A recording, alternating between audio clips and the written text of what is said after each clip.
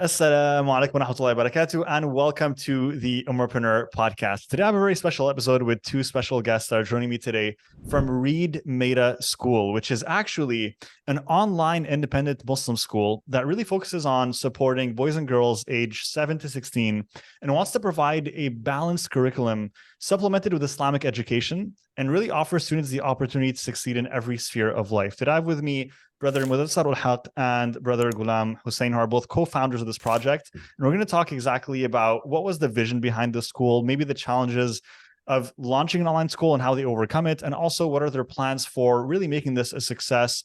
And there's going to be a lot of things that you can learn from this discussion, inshallah.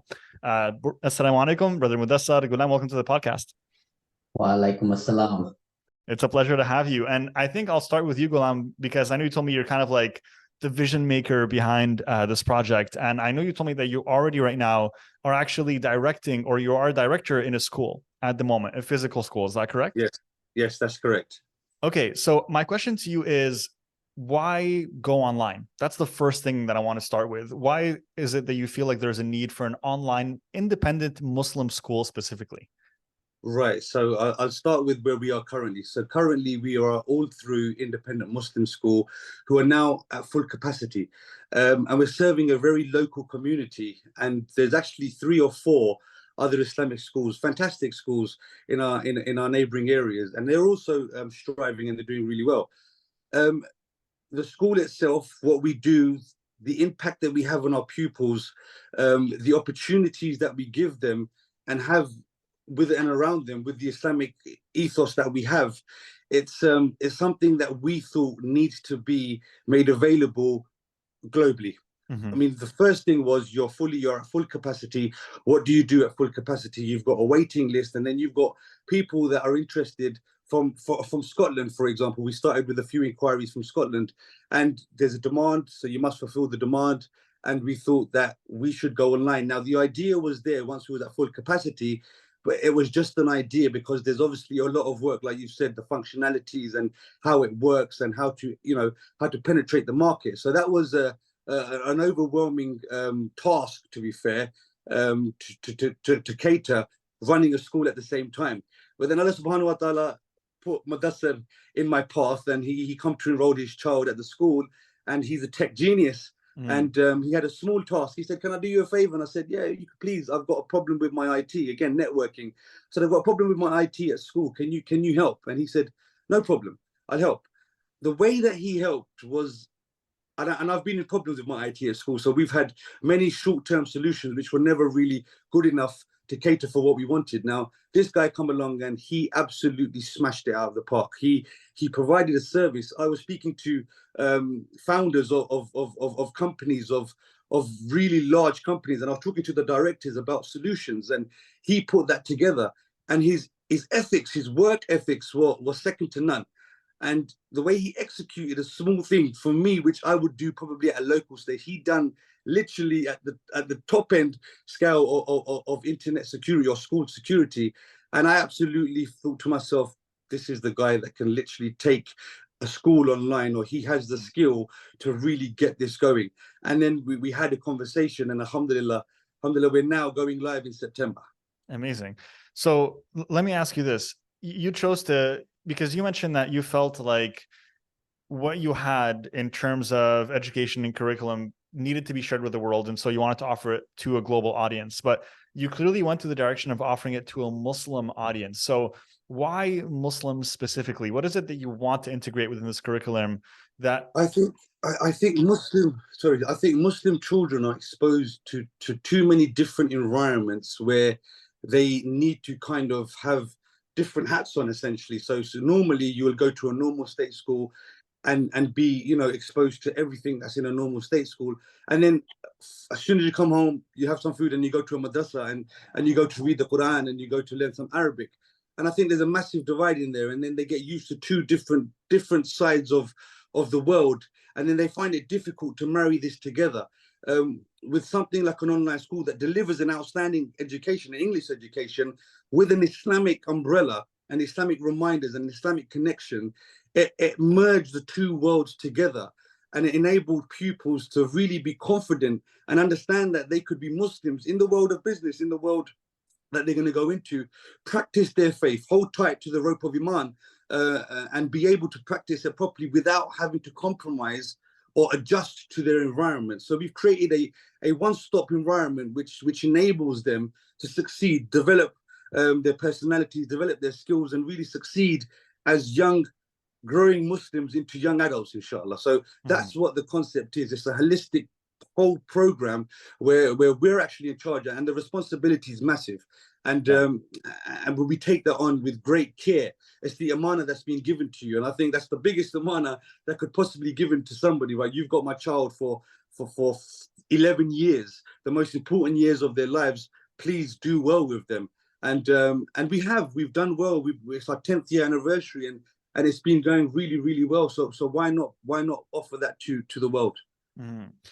What's your opinion on right now? There's a lot of Muslims that are considering homeschooling their children because of the values that are being kind of pushed down children's throats that might not align with Islam. Values such as, the LGBT and everything that's happening with that, and secular values in general.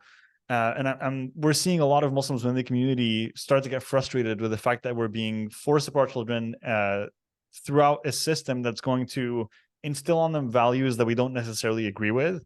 Is that one of the solutions that Reed Middle School is trying to target or provide? Yes, I mean, of course. Now, being in an Islamic institution, you're able to practice your religion.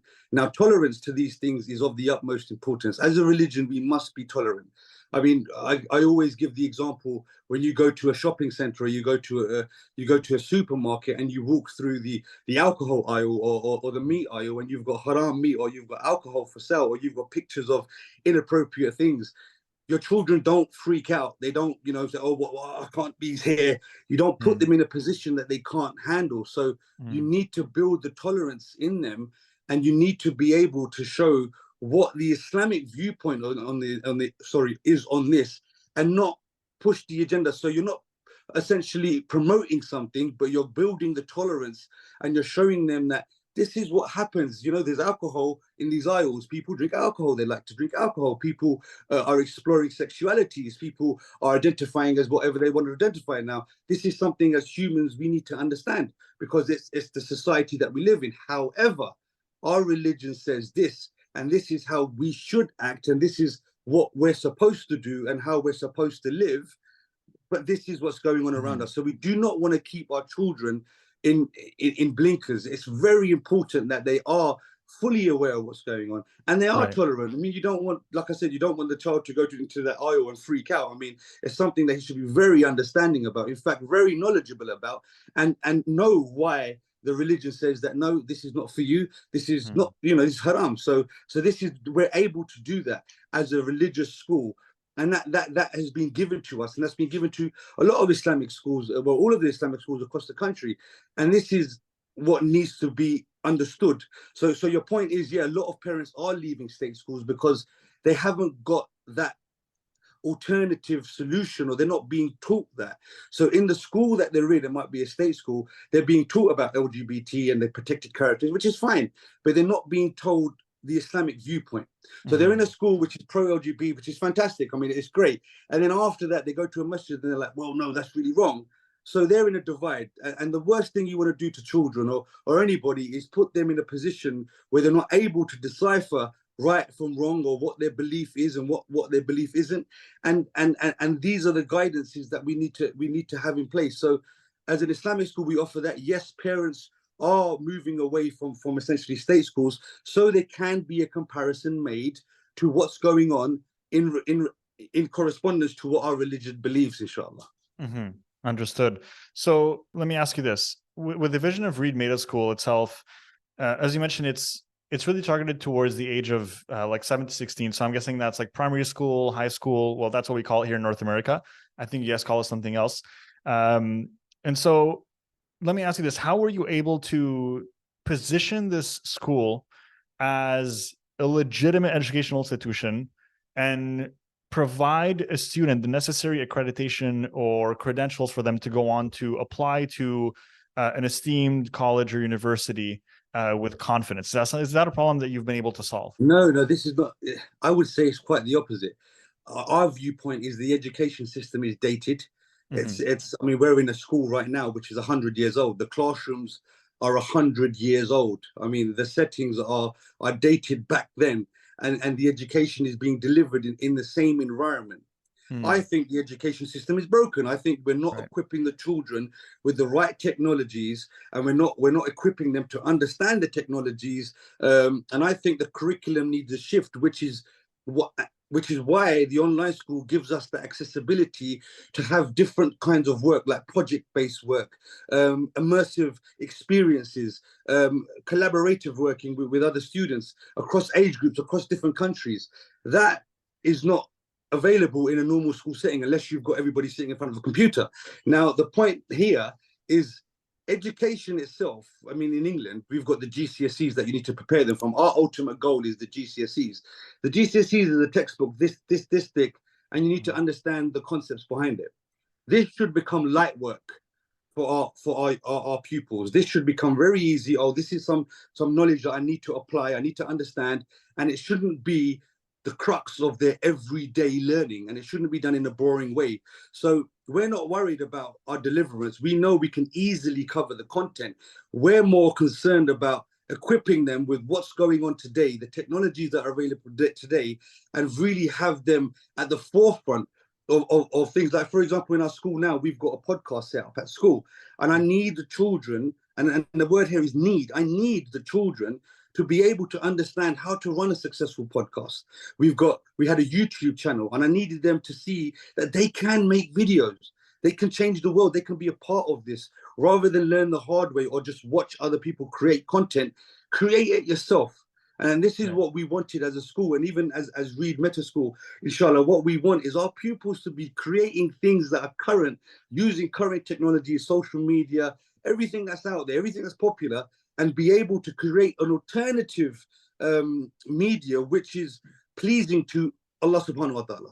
Right. So they can watch it confidently. Like, for example, if my child was to watch Ummahpreneur, I wouldn't have a problem. I'll say, mashallah, you go, I don't need to worry. But if they're watching somebody else's YouTube channel, who is this person? Well, what's their background? What are they pushing? What are their core beliefs? And it's important for us to have content that is related to our religion, which is fun for the children, which is interactive for the children, which is a learning platform for the children, and even a teaching platform for them. So this is where we are with this. So the question here is, we're ready to get them the GCSEs. The GCSEs is not the problem. We think that's dated, and we think that's not a big task at all.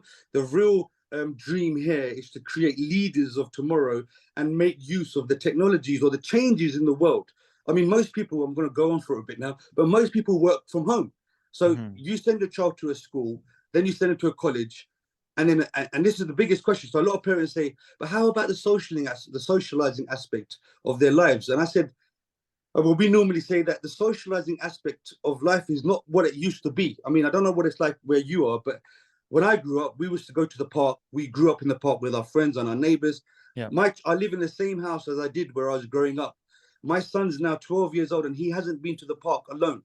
So our socializing dates or experiences for our children are pre-planned. And this is the same for all the parents at the school. They pre-plan their socializing experiences, which can in turn really make them more enriching. So we say that the socializing aspect, you plan anyway, but with this, you can plan it so the children are gaining interest, or they've got value added when they're actually socializing, rather than being in a playground with a wide range of children that haven't got the same interest and they're just buying time. And the point I was making is that, so in school they socialize, in college they socialize. When they land a job, 9 times out of 10, you're working from home. And then you've got anxiety and depression, and then you're feeling alone, and then you're feeling like, well, I'm not prepared to be alone in my room with a computer screen all day. So are we really preparing our ummah for the world of work? Because the world of work is now not once what it used to be. That's the answer. Yeah, no, I appreciate you sharing that. There's a lot of interesting points there that were made.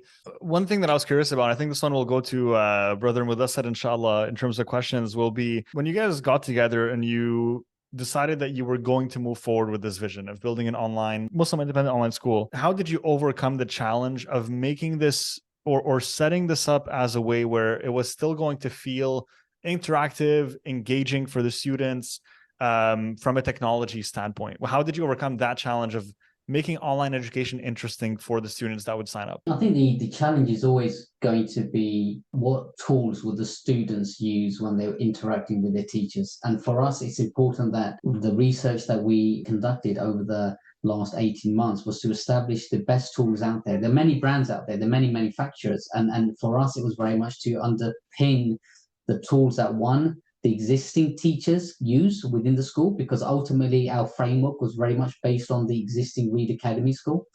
And also look at opportunities that can future-proof our use cases of technology through partners. So I think some of the work that I did with Reed Academy and Gulam Hussain was very much to look at external technology partners in the UK that have a good steer on tech, ed tech effectively. C-Learning was one of them, and we established a great partnership with them and a great knowledge base and a great sounding board, in fact. And for us, they then really saw our vision. We put forward what our concept was around 12 months ago, and very much engaged with them to fulfill the existing needs for Reed Academy. As Gulam Hussain mentioned, when we first got introduced, it was very much based on, I have an issue in school, it's a tech issue, can you resolve it? And for me, with my background, alhamdulillah, was very fortunate to find the right contacts. And believe me when I say this, education wasn't my background prior to engaging with Gulam Hussain. Yes, my child has been to independent schools. I'm very passionate that my children are very well educated, but to really be in the forefront of education and understand what tools are needed, that was something where I needed to go and research. And alhamdulillah, C-Learning gave us that background. To kind of summarize, what we then did is we looked at Google as a platform, naturally, and really started looking at ways that we can use and harness the tools that they have available. And Google Education was the chosen platform for us. One, given that the school was already using it. Secondly, having worked with C-Learning to establish some of the issues and overcome some of the issues that the school had, I then began to understand a lot more about the tools. I'm a Microsoft person, by the way. I've got a lot of case studies with Microsoft, actually, where I've supported the cloud vision.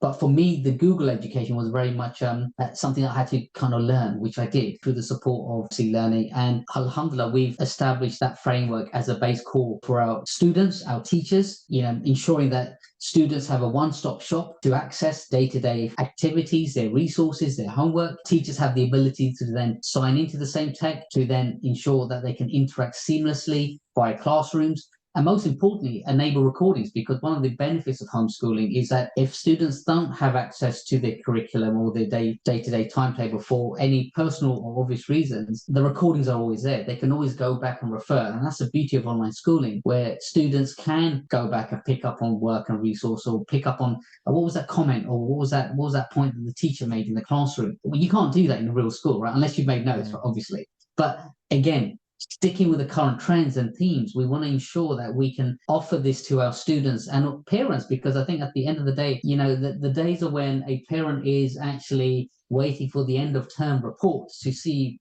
and pick up on progress of a child.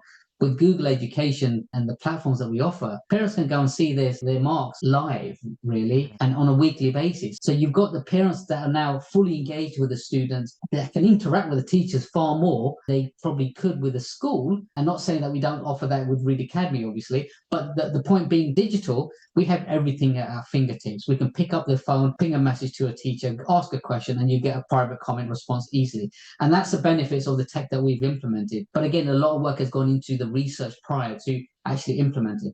And the other benefits to also add is C-Learning as a partner provide us the training that we need for our teachers, right? A teacher can't just come on board to our school and offer an online education. Okay, yes, they'll be brilliant at obviously the curriculum, but you're now changing the mindset of a teacher to use the tools online and to deliver a great education online. And alhamdulillah, we've established that through the work we've done over the last 12 months.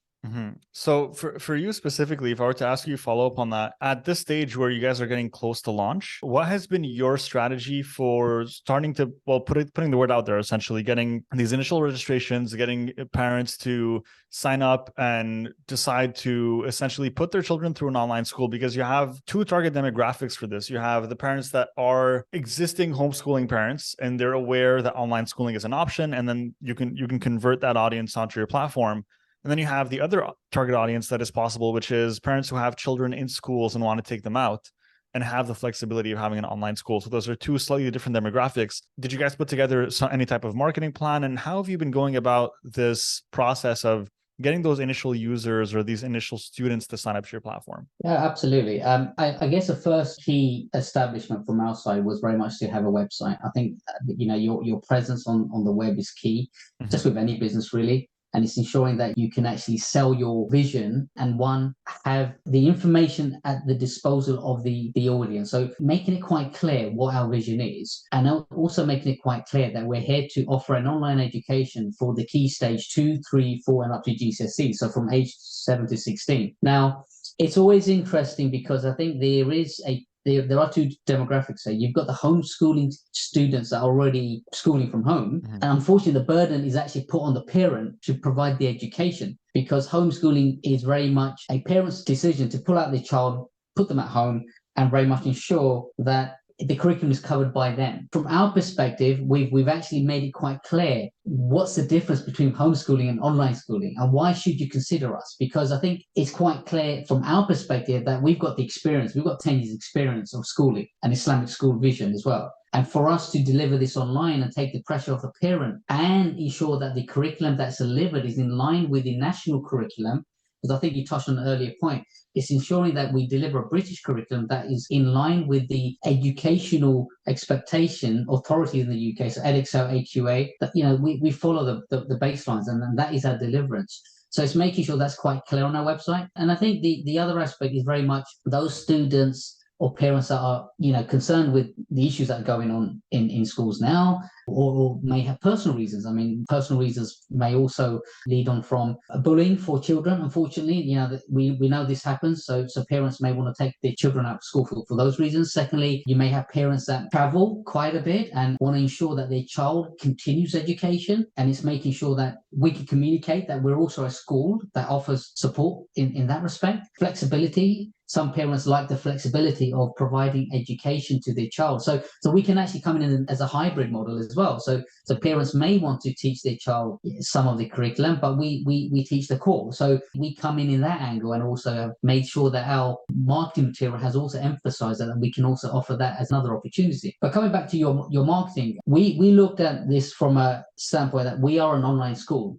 Where you've got a physical school, you can market it very easily and actually have the local region of families and parents spread the word very easily, and that's your one-stop shop to come to you, and that's where you are. An online school is slightly different. Just like an e-commerce website, you've got to make sure that you've established your website has a good presence, and it has the relevant SEO accreditations and relevant terms in place. All of that good stuff is got to be very, very much ready for online web presence. Secondly, having Google ad campaign. I think from our perspective, we had this discussion, and we felt in order for us to reach the wider audience and reach outside of the UK, it's ensuring that we can rank ourselves above other possible schools out there and use Google advertising. So we started conversations with Google and then have a direct engagement with an account team that has very much helped us and guided us through our journey over the last 12 months. And we've had quite a few regular interactions with them to ensure that we find our keywords, refine our campaigns, even to the extent refine where we want to target.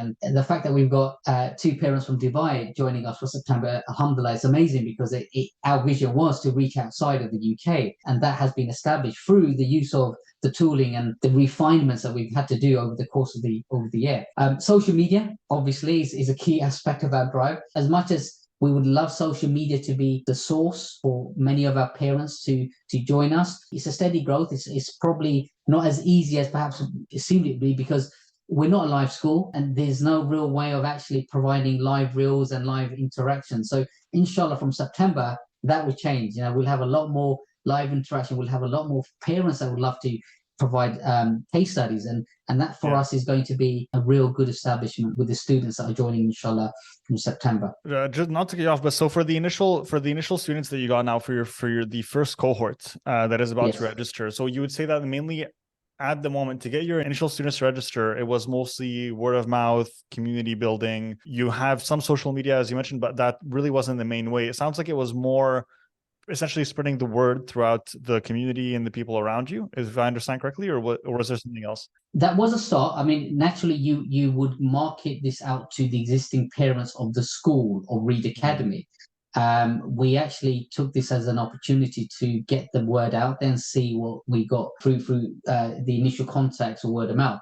Interestingly, I don't think we've actually got anyone from the initial marketing campaign. Our audience or our parents that we've actually got joining us are actually all across the UK, which has been largely driven through the Google ad campaigns that we've been running. Another tactic we approached was, how can we really show ourselves and present ourselves to the wider audience? And for those parents that might have questions, how can you answer those seamlessly? So we decided to run weekly open events where anyone that joined those open events would very much have the floor open to them. Following a presentation by the team, we will then answer any open questions around the school, how it works, and alhamdulillah, through those interactions, again, through those interactions and word of mouth from those, we've had a wider audience that has gained attention to us. And as a school, and from where we were to where we are, I think that's a lot from the work we've done, and those interactions, inshallah, have really given us the confidence to really take this one step further. Did you want to add something to that, Brother Gulam?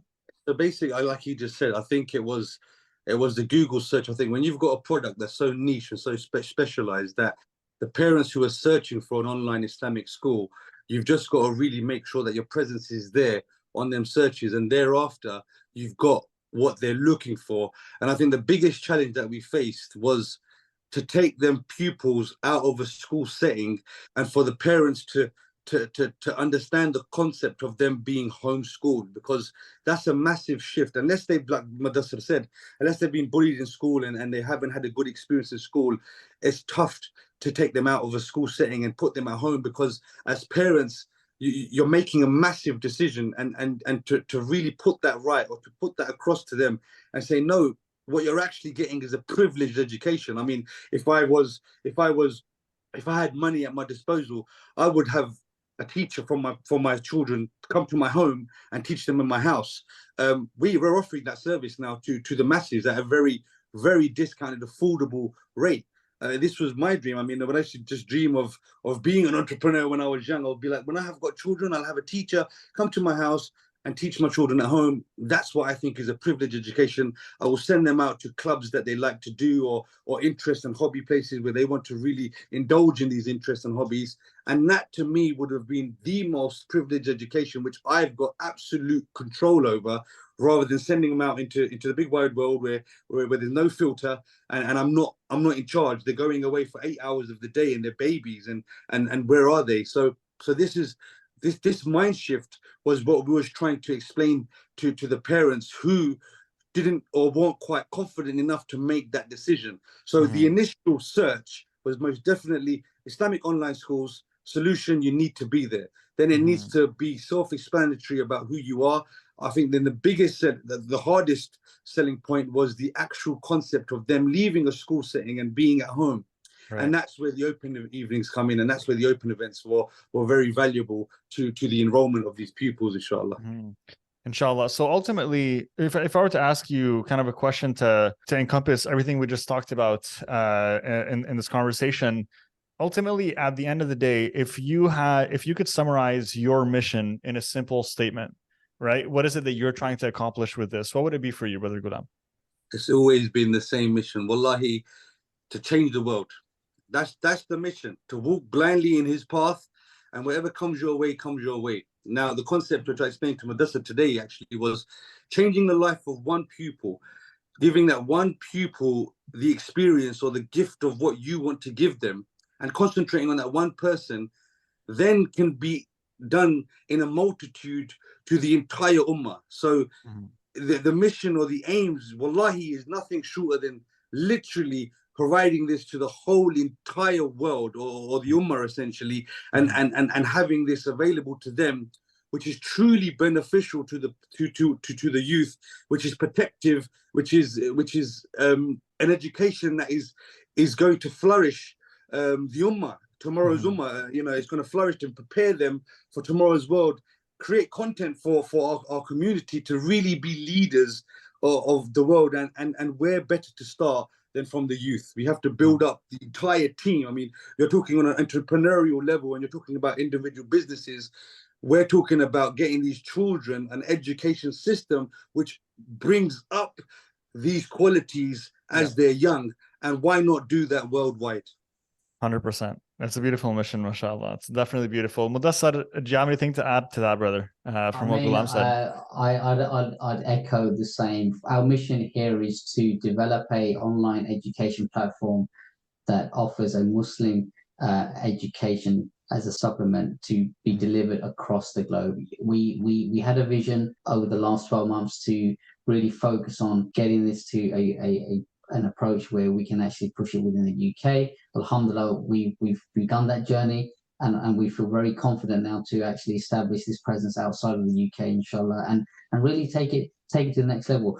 I think we touched on very importantly earlier on that the future of our children very much be around digital interactions and working from home, and what we're here to do is deliver an online platform that can really build that mindset and build the future ummah, inshallah, with our education, and really ensure that they are ready for the future through Reed Meta School, inshallah. Inshallah. Definitely. If someone's listening to this and they're interested in potentially signing up their children to the school, where should we tell them to go? Yes, so we would kindly ask anyone wishing to join us to search Reed Meta School, or type www.reedmetaschool.com. Inshallah, go to the contact page and then complete the details of your child and when you wish to enroll. We are starting September academic year, so you're not too late to join us this year. But the beauty of online schooling allows any student to enroll midterm. So even though if you miss September as an opportunity to start your child, inshallah, that's not an issue. You can join us at any point. So do get in touch. Our admissions team will be very much looking forward to speaking to you, and in fact we'll be very much open to discussing how we can support your child and their journey, inshallah. Inshallah. Jazakallah khair, Mudassar. Brother Gulam, is there anything that you wanted to add to the conversation, inshallah, for anyone listening that might be considering, enrolling their child into Reed Meta School? Honestly, like I said before, I believe we couldn't sell a product if we didn't believe in it. It wouldn't happen. It's impossible. I believe, and I firmly believe, that this is an absolute privileged education. It's in line with the changes of the world that we're facing.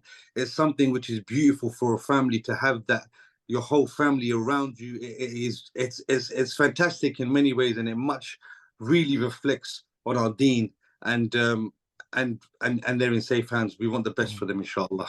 Inshallah. Jazakallah khair, and both of you for joining me today. It was absolutely a pleasure to learn more about your school and what you're building. And I truly pray that Allah subhanahu wa ta'ala grant you success in your mission and allow you to transform the lives of millions of children around the world. Ameen. Ameen. Ameen. Jazakallah, brother. Thank you so much. Jazakallah khair. Thank you. Thank you.